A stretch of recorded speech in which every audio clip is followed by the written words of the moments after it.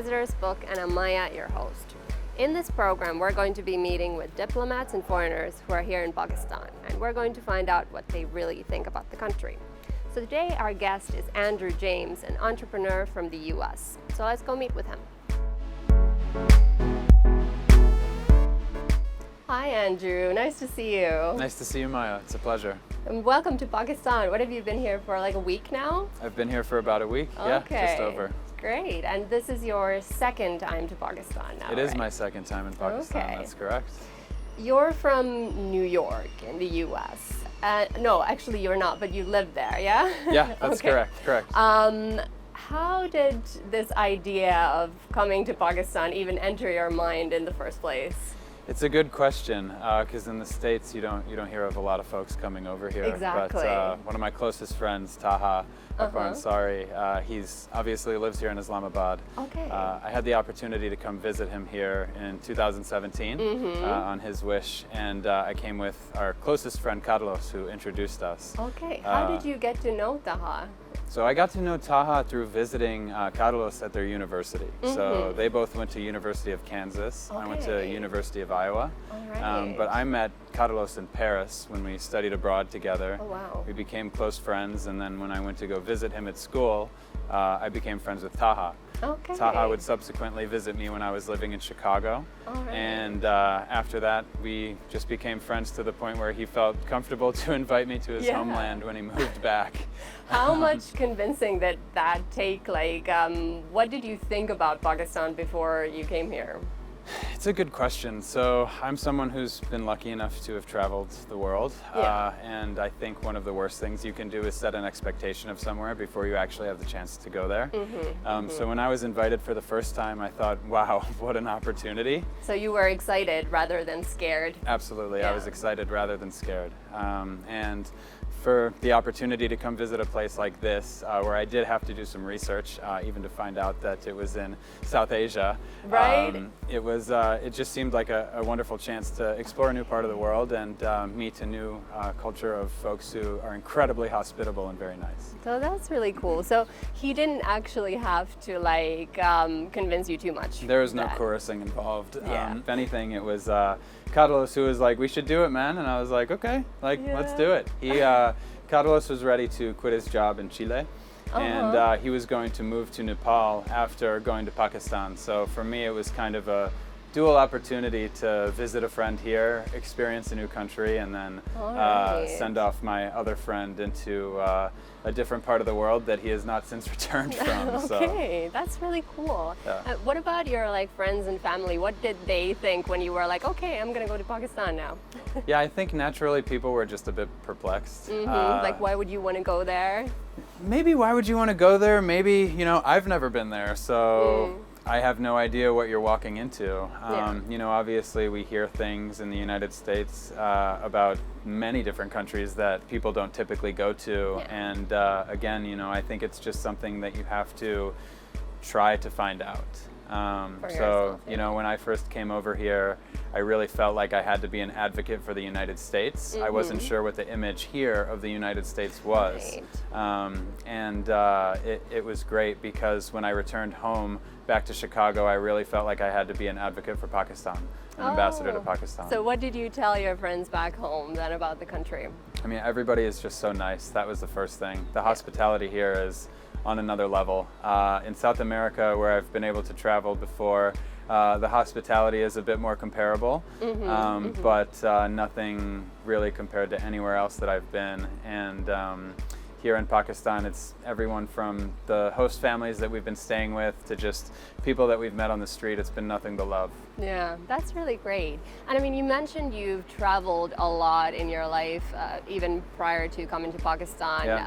What inspired you to explore the world? Yeah, thank you for asking that question. So my grandfather's from Germany, my grandmother's from South Africa. Okay. Those are on my mom's side. My father's side, they're both Welsh descent, but have lived in the United States for a long time. So when we first moved to Chicago from New Hampshire, I was about 5 years old.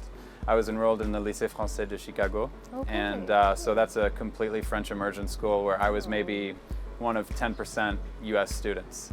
It was 8 hours a day of French history, French math, French gym class, French literature. My foreign language every day was English, even though I naturally spoke English. So I think that kind of gave me the curiosity to want to explore different parts of the world, and candidly, I was always pushed to do so by my parents as well. Okay. They're not the type of people to think that you can learn everything in one home or you can learn everything in one city. They always advocated for me to go experience different parts of the world because that's the best book you can have. And which countries, I mean, mostly you've been to South American countries. Had you been to any other Asian countries before you came here? I've never been to any other Asian countries, so I had the chance to visit Ecuador and South America, had the chance to visit Peru. I've been to some traditional Central American companies that most Americans have been to, like Mexico. Okay. And then I've been to a lot of European countries, Eastern European countries as well, Germany, France, Spain, Italy. I lived in Italy for about 3.5 months when I was in college, and then I lived in Paris as well for 2 months when I was in college. That's amazing. Would you say you ever experienced like a culture shock when you went to a new country, or was Pakistan the first one? It's really, really interesting you asked that question. So upon coming here, there was a bit of culture shock for the first time. But when the culture shock really hit me was when I returned. Yeah, because America is just such a different place than here. And I don't really know how to describe it, but just being back in that home environment felt a little bit foreign to me. Right? It's something I can't really explain. No, I can definitely relate, because like I think when you first come to a South Asian country, it's so different. It takes you a while to get used to it, and then just when you've gotten used to it, you have to go back, right? Exactly, exactly. Do you remember the first time you landed here, what you saw, what you experienced, and what was your first impression at that time? So I remember I walked off the plane. It's actually a great story, and it was a Shaheen plane, I believe, or I can't remember what it's. Or no, it was an Etihad plane. Shaheen is the pharmacy here, so we can. So I walked off the plane, and I joined everybody else who was walking off the plane, except for my friend Carlos, who I had mentioned, who I was with. He disappeared, and this was at the old Islamabad airport where they had like a VIP customs for some folks, and I was like, where's my friend? And it was like 3 a.m. Oh, wow. And I was on a bus just full of people who I had no idea who they were, and I was like, okay, this is really exciting. And then all of a sudden somebody just like ran on the bus, found the tall white guy, and was like, you need to get off and come with me, and I was brought to a separate entrance. So that was my first experience here. Oh, wow. Taha was waiting for me in the lobby. We went through customs. It was a breeze, and then we got in the car and we drove to his house, and it was Pakistani Independence Day, so that was a sight to see. Everybody was driving around with flags. It was pouring rain. Wow. It was pretty epic, actually. That's amazing.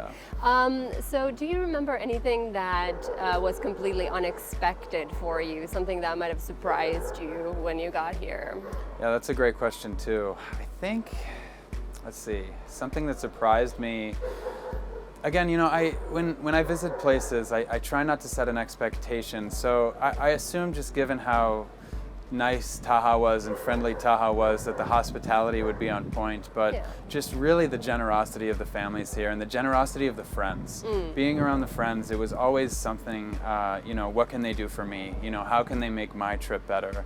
And it's something that, you know, you want to do in the United States, but just the level of generosity here is really outpaced compared to other places that I've been. That's very true, and I think like it's just how people like go out of their way to make you more comfortable, right? Yes, that you don't exactly. really find elsewhere. Exactly. I think. Yeah, you know, I'm the foreigner here. You know, I'm here to have a good time. I'm here to meet new people. I'm here to relax, and it could be simple, and you know, here's something you can do, here's another thing you can do, but having the privilege to have, you know, someone to take us around, having the privilege to have 3 meals a day, having the privilege to not have to stay in a hotel, but to actually stay in their home and to experience the culture of their family, which is very different from the family that I grew up in. So the first time you came here, you came on a tourist visa. I did. And now you're here on a business visa. How was that whole process different this time? Well, the visa experience was very different both times, because the first time I was living in Chicago and there was no COVID, so it actually required me to go to the Pakistani embassy in Chicago and go through the whole filing process there. Right. Luckily, I had the resources of Taha's family that helped expedite that process a little bit. And then to get the visa this time on a business visa, I had to do all the work myself as the applicant. Right. So there were some documents that were sent by, Akbar Associates, which is one of the companies that I'm working with here, to basically advocate for me to come here. Okay. But other than that, it was all on me. So we had to apply for a business invitation letter, and then use that business invitation letter to apply for the visa. But overall, the second time, it was a much easier process, and even landing in Islamabad the second time, I got to experience the new airport, which was really, really magnificent. And again, everybody at customs was very nice, and that was a little bit unexpected. It was just really nice to come through easily and to be able to get to work. Yeah, you obviously had to take like COVID tests. Were there any issues with traveling during the pandemic? Absolutely. So I wouldn't really say issues. It was just a bit nerve-wracking. You can catch COVID at any time, any place. COVID has no remorse for anyone, whether you're rich or poor. Yeah. So really in New York, where especially in the United States, COVID has been pretty bad, which I will give credit to New York. New York has been doing much, much better since the beginning, which has just been amazing to be a part of that success story. It was a little bit nerve-wracking to leave my apartment after taking my COVID test before I had to fly. Right. So I had to take a COVID test within 72 hours of my flight. And just basically those 3 days, I was like, do I go outside? Do I go to the grocery store? Yeah. I'm still waiting for my results. Thankfully everything worked out okay. That's great. We were able to get the negative results and get on the plane no problem. That's good. Okay. So I wanted to talk a little bit about your personal story, how you ended up doing what you're doing right now, which is you have a company in New York, right? I do, yeah. So what does the company do exactly? Yeah, so my company back in the States is called ABDB Designs. ABDB stands for Au bout du bois, which in French means at the end of the grain. All right. So my business partner, Javan Shapira, he is a French master craftsman. He's lived in the United States for about 20 years. And he's invented this amazing technique that involves taking the crosscuts of branches. So if you can imagine a branch and how if you were to slice right through it, you would see the rings of the branch, right? We embed those in stylized patterns in hand-colored resin, and then we finish it with a high-gloss epoxy or a satin epoxy, and we can apply that process to any flat or slightly curved surface. So not only is he a super talented furniture maker, but he has the ability to make his furniture pop or just add accents to something that already exists. That's amazing. So it's really great because we have this amazing potential to customize to whatever anyone wants, whether it's the type of wood that we use, whether it's the color of the resin that we use, whether it's the type of finish that they want, whether it's how big the piece is or how small the accent is. We can do it all, and it's been really cool for people to see. We actually have a patent on the technique in the States. Nobody's ever done anything like this before, and it took them about 3 years to invent that technique, so we wanted to make it proprietary to us. So how did you end up getting involved in this? Was it something you always knew you wanted to do, or it just kind of happened? Yeah, it's a great question too, and it's kind of a funny story. I come from Chicago, so that's where I've spent most of my life. I was working at Second City in Chicago doing business-to-business consulting, and Second City there is an improv theater. I met Javan in 2015. Throughout my life, I've had the opportunity to build really wonderful relationships with folks, and something that I love to do is just work on ideas together, and we've taken those ideas and actually built them into companies, and something that's tangible and something that can be built off of. So Javan came to me and asked if I wanted to be an investor in the company. I asked him how I was going to make my money back, and as an artist, there wasn't really a plan to make the money back. So I said, why don't you let me write your business plan, and maybe we can do this together. And that's what ended up happening, and we just celebrated our 4-year anniversary. Wow. And things are looking good moving forward. All right, we're going to take a short break. I'll see you in a bit.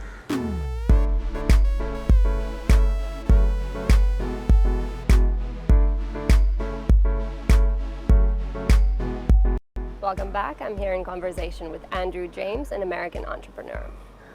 So, Andrew, we were just talking about the company you're working with back in the States. Yeah. Can you tell me a little bit about the kind of projects that you've done? Anything interesting? Like, have you done the interior of some restaurant or something? Or is it more like private houses that you do? Yeah, for sure. So we do both luxury residential and luxury commercial. Okay. Whether we're working directly with a client who owns the house or whether we're working with the interior designer who's helping that client execute on their vision, we kind of do it all. So we have this ability to mold our process and our technique, as I mentioned earlier, to really what someone wants. And it's nice because it allows them to have a say in the story, right?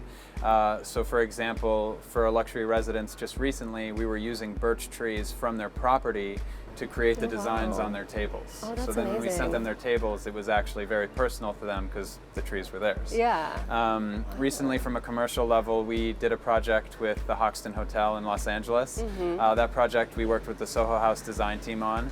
It was really, really fun. We did a bunch of cocktail tables, and what was unique about that project was they took one of our existing tables and said, we just want a different color and we want a different size, but we want to keep the end grain design on the top.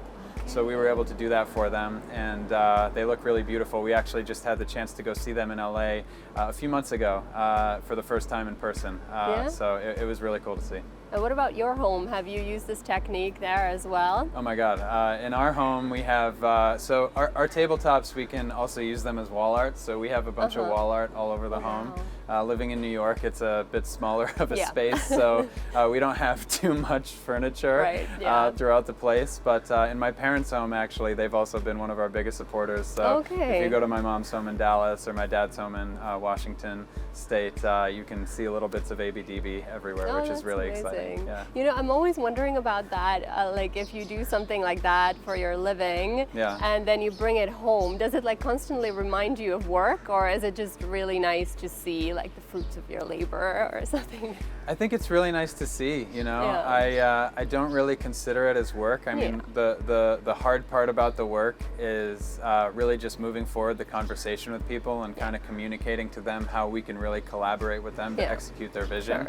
But once they have that, it's kind of off to the races. So when I get to see the pieces that we create at my personal house or in my parents' house, it's a really cool feeling that we're actually doing something, right? And it's beautiful art too. So it's something I'd probably have on the wall or throughout the space anyways. Yeah, exactly. So, you know, I mean, I would imagine probably the pieces that you do are very modern, right? Yeah. So here in Pakistan, have you had the chance to see any of the traditional furniture that they do here? Yeah, it's something I would definitely love to see. So the first time I came here, as I mentioned, we with ABDB just celebrated our 4-year anniversary, and the last time I was here was about 3.5 years ago. Right, so it was really just getting off the ground, and the focus was on leisure and being a tourist within the country.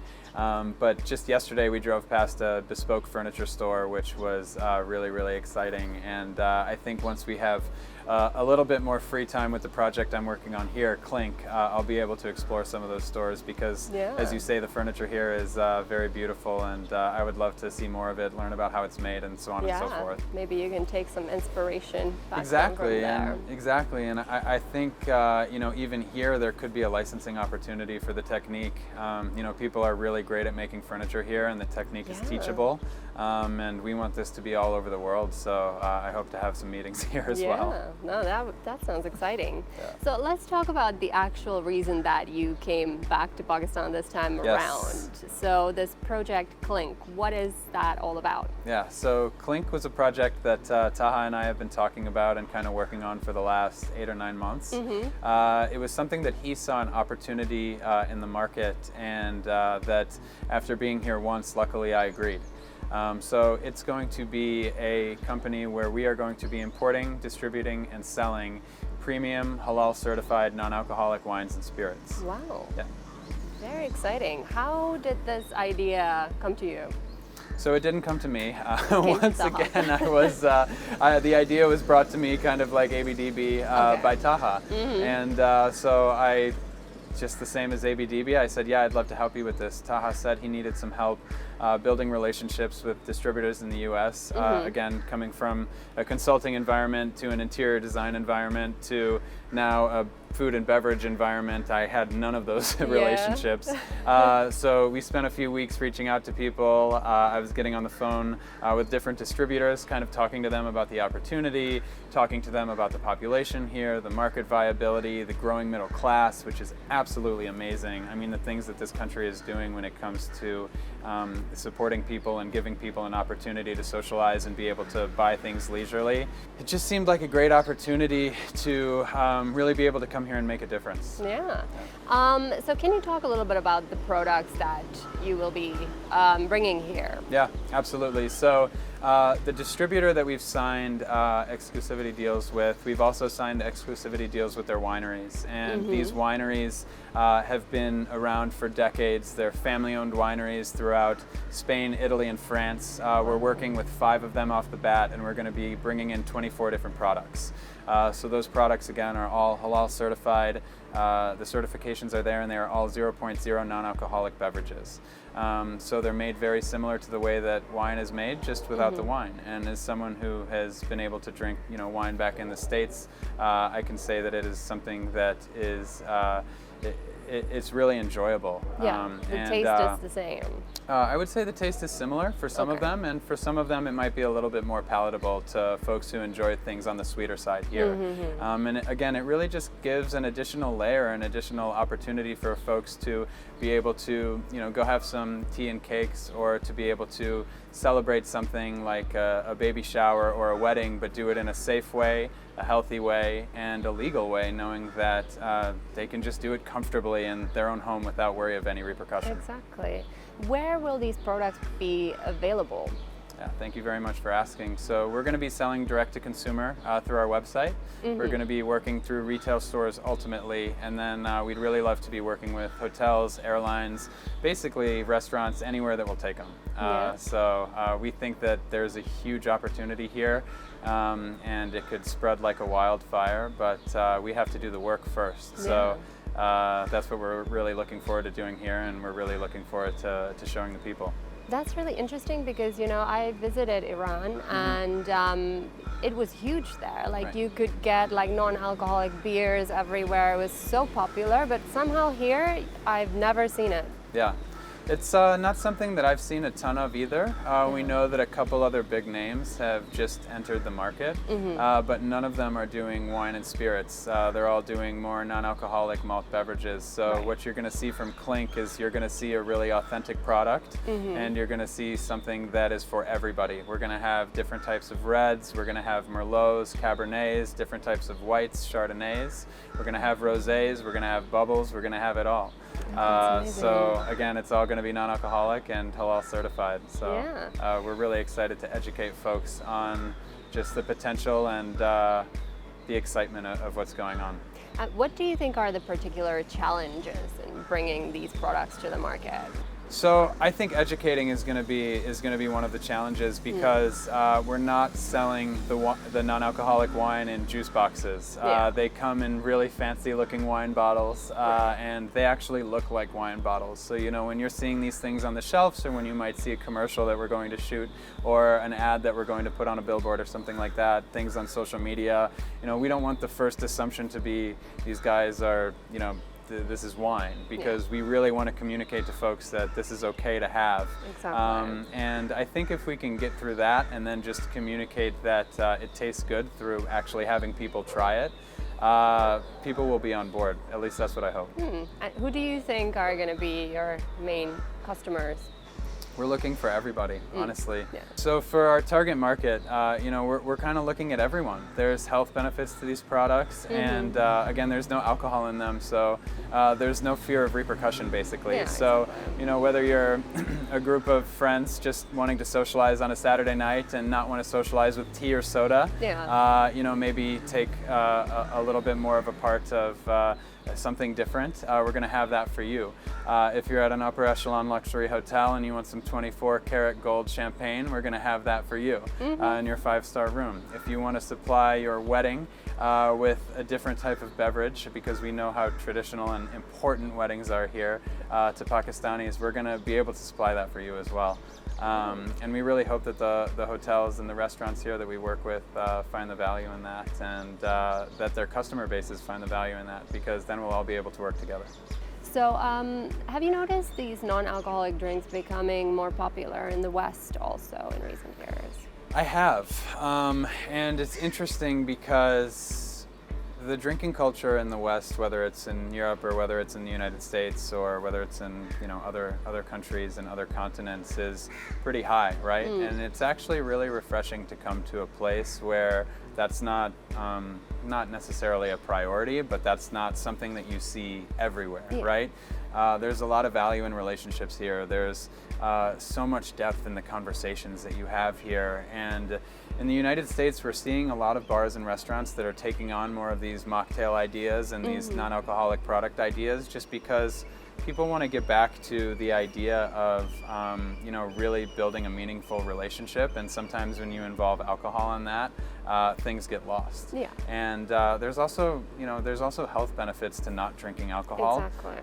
And I think especially in the United States, people are on a healthier track. You're seeing a lot more, at least, conversation around yoga, conversation around mindfulness, conversation around spirituality, and just being one and being healthy and working out and fitness. And if you're going out and drinking and you're waking up hungover, that's not something that is going to be plausible for your everyday life. Exactly. So finding a way to still have fun, to still socialize, to still be with friends, to be able to go out and have a nice dinner, but to not wake up with that headache every day, is definitely something that you're seeing take part in the United States. And hopefully it catches on a little bit more there. It would be really exciting. And these products can also be used for cooking, right? Absolutely.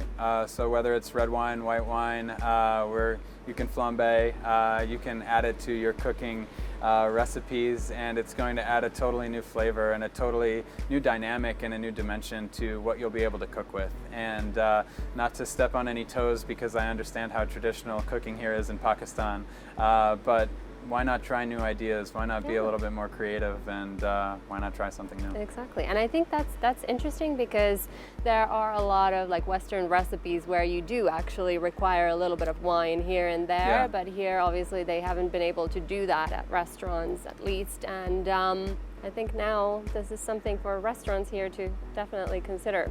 For sure, whether it's the restaurant or whether it's just families cooking at home, it's another layer of what you can do. When you get more creative with your ideas, and of course I'm not from here, so I can only tell you what I learned, but it seems to me, based on friends that I've spoken to, based on people who we've done taste tests with, that folks are looking for something new. Yeah. Folks do want a new way to socialize. Folks do want another layer to cook. Folks do want new palettes to add to the flavors that they're consuming. And if anything, this is just another option to choose from. Great. And you earlier mentioned to me that you were working on a commercial right now. How are you going to promote these products? Can you tell me a little bit about that? Yeah, thank you for asking. So we're going to go through all the traditional social media outlets. We are really excited about the commercial that we're shooting. It's actually going to be shot on Thursday. And we're hoping to reach out to bloggers, different news outlets, just to really promote it and to give the folks a chance to understand what we're about and give them their say in the products that we're trying to promote. Yeah, hopefully it'll become popular. Absolutely. So how much time do you still have left here in Pakistan? I have about 2 weeks left, which is really exciting. So we're just wrapping up all the marketing content now, and then we'll be heading down to Lahore for some meetings and some leisure, which I'm really excited to go visit again. Last time I was here, I had the opportunity to go to Lahore, and it was so different than Islamabad, Yeah, at least from my sure. perspective. And then we're also going to go to Karachi for the first time. Excellent. I haven't been to Karachi before. I've heard it's like New York on steroids, 25 million people instead of 8. And I'm just excited to see the difference and just to really meet cool. different folks over there. I understand that there's different cultures and different types of people and how they interact throughout Pakistan, and that's one of my favorite things to do is just understand more about people in the world, and I look forward to being immersed in that culture in Lahore and Karachi as well. Yeah, and now probably you'll be coming back here again. I hope so. Now that you're involved in this project, right? I absolutely hope so, whether it's biannually or whether it's once a quarter. Yeah. I've definitely developed a love for Pakistan in my heart, and I hope folks think the same for me, so I hope I'm welcome back. Let's hope so. I'm sure you will. Yeah. All right, we're going to take another short break. I'll see you in a bit.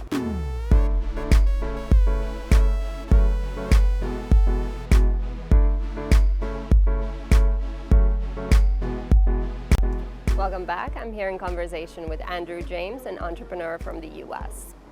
So, you just mentioned you have a couple of weeks left here, but this time it's been more of a business trip for you as compared to the last time you were here. How long did you actually spend here the previous time you were here? Last time I was here for 15 days. Oh, not that long. Yeah. Not a ton of time. I'm staying here for one additional week this time. Okay. So it's exciting, yeah. So how much of the country, I mean, you mentioned you've been to Lahore, but what else have you seen in Pakistan? That was basically it. So last time I had a lot more time to do sightseeing here in Islamabad. And then as I mentioned, we did a few days in Lahore, which was really, really cool to learn about the history of that city. Yeah. Just see the different dynamics, to pass the spice markets on the streets. Oh, that was wow. wonderful. And then we were able to go up to Maree for a couple nights, which was also amazing. Just to see all the stars and like the zero light pollution, to walk through the forests. Something really that unique. something that I loved so much about coming here the first time was just the diversity in climates throughout the country. Something that I totally didn't expect when prior to coming here. You can go down to Lahore or Karachi, it's much warmer, and then you can go up to Maree and you're in the jungle. At least it seemed like to me. So that was super exciting, and it was really fun, and it just very full of stimulation for someone who was not from here. And I mean, you were probably traveling with your friend at the time. I mostly was. in cars. And Yeah. like that, So Taha had a lot of other obligations, so I was very fortunate to be able to travel with Carlos. We had a driver, and we basically got to go wherever we wanted to go. Right. And we felt safe, and it was just really great to be able to move around without restriction. Yeah. But what do you think, I mean, now Pakistan is trying to promote tourism, trying to get more international tourists to come to the country. How easy do you think it would be for somebody to travel independently here without necessarily knowing someone like you did? That's something, I don't know if I can speak on, just because I'm someone who can only speak from my perspective, and my perspective has been the opportunity to come here knowing someone. Right. I have stayed for a night at hotels here, and I found those hotels to be also very welcoming. But most of the time I've been staying with Taha's family. So, I would imagine that if you were coming here for leisure, for travel, you'd want to be doing some planning first. Yeah. But again, I can only really speak from my perspective. How much of the old city did you see in Lahore? Were you also there, with a driver going around, or were you walking around there? So we were dropped off at some of the more old, famous historic spots. Okay, probably the Badshahi Mosque, I would imagine, Yes. and the bazaars and all of that. Yes, Wonderful. so we were able to learn about why it was called the City of Walls, and we were able to learn that whole history. We were able to take some pictures with some guards, and really be able to walk around and experience the city for what it was, I feel like. Yeah, and I think there are arranged walking tours of the inner city, so if a tourist comes, they can very easily take part in something like that. It's not too difficult. Absolutely, yeah, absolutely. I did see a lot of that, and again, when we were out on our own, everybody was very welcoming, and people were encouraging us to try different things. So I would imagine that if you were to come here as a tourist, it wouldn't be too hard to be set up for success. Yeah. You would just have to do some research and planning first. Exactly. So yeah. Did you ever have any problems with language, or did you find most people spoke really good English and?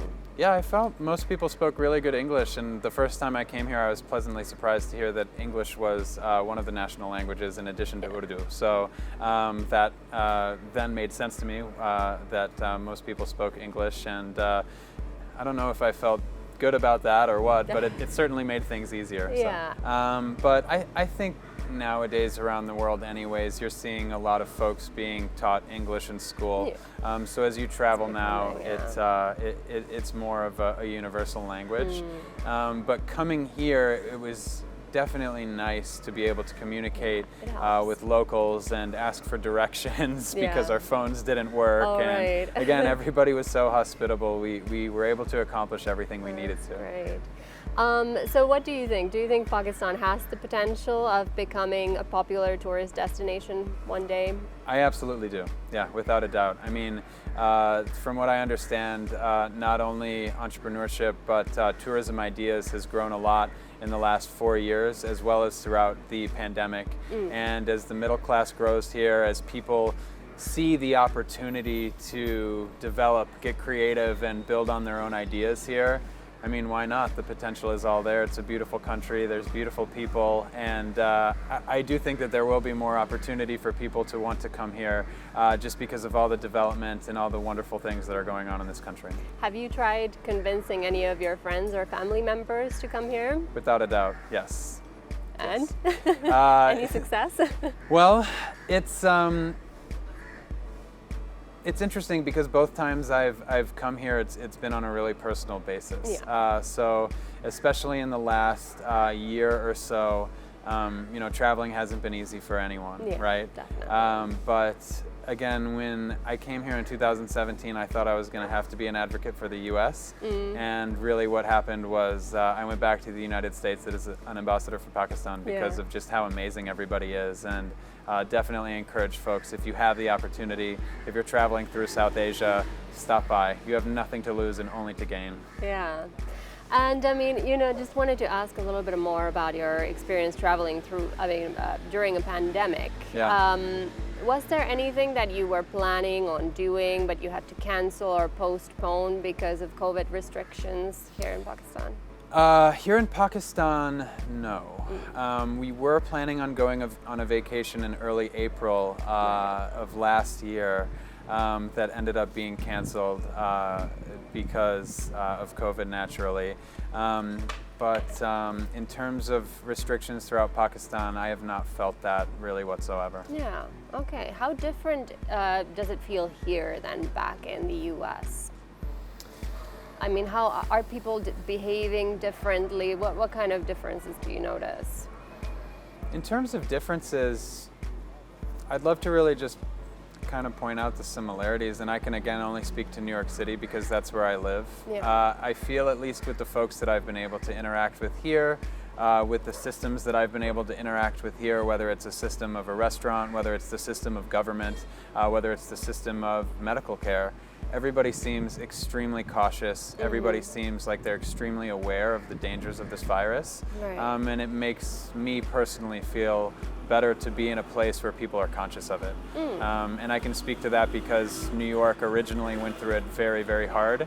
And since then have learned. And similar to here, it's been, I guess you could say, comforting, or at least inspiring and reassuring to know that this is still top of mind for people, and they're doing what they can, whether it's in any industry, to keep people safe and to keep people able to live whatever life they can. What kind of restrictions are there in New York right now? So in New York right now, they're just about to reopen indoor dining, and they have outdoor dining. A lot of people are saying New York is dead. It is not. Yeah. People are going out to eat in 20-degree weather on the sidewalk, and that's 20 degrees Fahrenheit, so below freezing. Oh, wow. And businesses are doing what they can to survive. It has been sad to see a lot of small businesses close. That's something we'd love to see, a resurgence of, being a small business owner myself. Yeah. But thankfully we've been able to stay alive in New York City and the New Jersey area, and it's been so inspiring to see the people who have stayed there to really take New York City to heart and to wear it on their sleeve and to be strong like New York City always has in the face of adversity. Yeah. I mean, you mentioned businesses. It seems maybe a little bit counterintuitive to be launching a new business during a pandemic. Were you a little bit concerned about how successful this project would be now? I think anytime you launch a new business, there's going to be risks involved, Yeah. right? Sure. And that's any new idea that you have in general, if you want to try something new. But as they say, the bigger the risk, the bigger the reward. And I feel like we've come up with a good enough business plan to be able to maneuver and work within the regulations. You know, that's something that we always have top of mind. We never want to go outside the regulations. We never want to make people feel unsafe. So whether that's, you know, us being able to serve a non-alcoholic beverage to someone via a restaurant, or to be able to deliver those non-alcoholic beverages to their house so they can enjoy it in their own home, we want people to be able to enjoy these products in whatever comfort feels best to them. And is there anything like that you really miss about pre-pandemic times? Like, have you been able to go to restaurants here or back in the States, or do you still kind of avoid that? So in the beginning, it was a little bit nerve-wracking to go out to restaurants again, and I think that in part was just because of the lack of clarity on, you know, now we have a lot more data on how this thing moves around, right? On how COVID moves around. So we know that being outside makes things better. So in terms of things that I miss from before the pandemic life, I think the pre-pandemic life were unsustainable. You see a lot of folks, especially in the US, just constantly moving, working harder, depression, anxiety, things like that. I can't really speak to the culture here because I don't live here, and I would love to learn more about what other folks think about it here. But it's really given us an opportunity to slow down, be still, look in the mirror, and ask ourselves what's important. And to me, that's a blessing. All right, then it's time for our rapid fire round. Let's Are you go. ready? Yeah. Great. Shalwar kameez or jeans? Shalwar kameez. All right, so you've got an opportunity to wear it. I have a few sets. I love them. They're very comfy, and I love that we wear them on Fridays. Yeah? It's great. Excellent. Okay. Lahore or Karachi? I have not been to Karachi, so I have to go with Lahore right All now, right, fair but enough. I'm excited to give you an updated answer in the next week or so. Okay. Pakistani barbecue or hamburgers? Barbecue. Great. Traditional or modern furniture? Wow, that's a tough one. I think I'm gonna have to go with modern for All now. right. Yeah. Cool. Your favorite non-alcoholic drink? My favorite non-alcoholic drink. Wow. I love sparkling water, and I love our halal wines. All right. Great. The best live gig you've ever seen? The best live gig I've ever seen. I saw a Grateful Dead rendition band with John Mayer at Madison Square Garden on Halloween of last year, 2 years ago now, which was amazing. And one of my favorite artists, Pretty Lights, always puts on a good show. Great. First thought that comes to your mind when I say truck art? Pakistan. Yeah? Yeah, it's so amazing. The first time I came here to see that those are quite normal here. Yeah. They're not normal to me. amazing. In the U.S., we have these just huge shipping container semi trucks. Yeah, and so boring it's now. just so beautiful, the creativity that we have here in the country. Margalla Hills. I've been to a restaurant up in Margalla Hills. It was a beautiful view, and I look forward to doing some hiking there. Great. Your favorite band? My favorite band, either the Grateful Dead or Pretty Lights, per the All last right. question. Yeah. Your favorite word in Urdu? I love Inshallah. Yeah? Because I believe everybody needs to have a little bit of faith, and we'll all get there somehow. Great. The best thing about Pakistan? Generosity. Okay, then it's time for you to sign our visitors book. Oh, amazing. There you go.